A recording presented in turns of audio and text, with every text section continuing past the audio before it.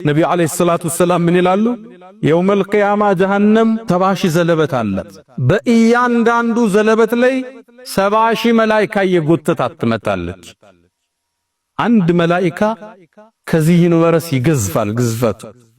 ነብዩ አለይሂ ሰላቱ ሰላም ሰማይ ላይ ሲወጣ አንድ መላእክት አየው፣ ስለሱ እንድናገር ተፈቅዶልኛል፣ ከጆሮው ጫፍ እስከ ትግሻው ድረስ ለዓመታት ያስጋልባል ይላል አንዱ መላእክት።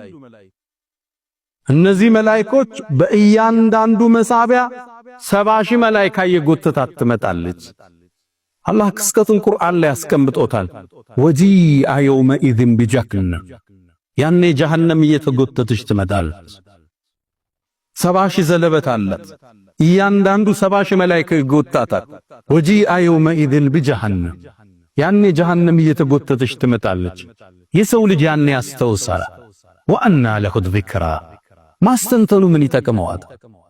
ምነው መልካም ሰርቼ በነበር፣ ምነው ጾሙን ባልተውኩት፣ ዘካዬን አስታክዬ ባወጣው፣ ለወላጆቼ ጥሩ ሆኜ በነበረ፣ ለባለቤቴ፣ ለጎረቤት፣ ለሥራ ባልደረባ ምነው መልካም ሰርቼ ነበር ይላል። ያነ ግን ያቀን ግን ሂሳብ የሚሰጠን እንጂ የሥራ ቀን አይደለም። እዛ ነው አላህ ወአና ለሁ ዚክራ፣ ማስተንተኑ ለሱ ምን ይጠቅመዋል? የቁሉ የሰው ልጅም ያኔ ይላል ያ ለይተኒ ቀደምቱ ሊሐያት፣ ምነው ለዚህ ዘውታሪው ዓለም መልካምን አስቀድሜ በነበር ይላል። ወአና ለሁ ዚክራ፣ አሁን እንጂ ነገ ምን ቁጭት ይጠቅመዋል? ጀሃነም እየተሳበች ትመጣለች።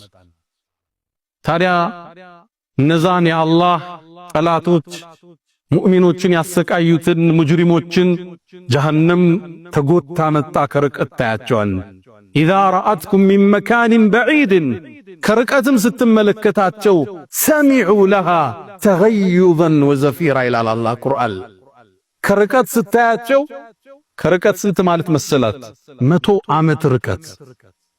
ልክ ስታያቸው ሸይጣን እየመራቸው ወደ ጀሃነም ሲጓዙ ሰሚዑ ለሃ ድምፅን ይሰማል፣ ተገዩዘን ቁጣዋን ይሰማል።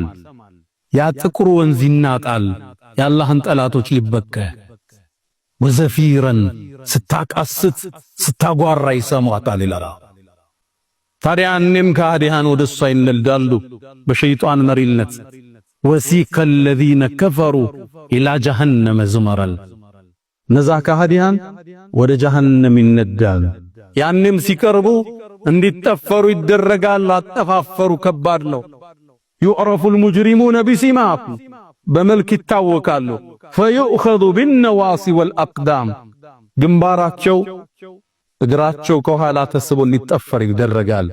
ወገባቸው ይቀጫል ይላሉ ነብዩ አለይሂ ሰላቱ ወሰላም።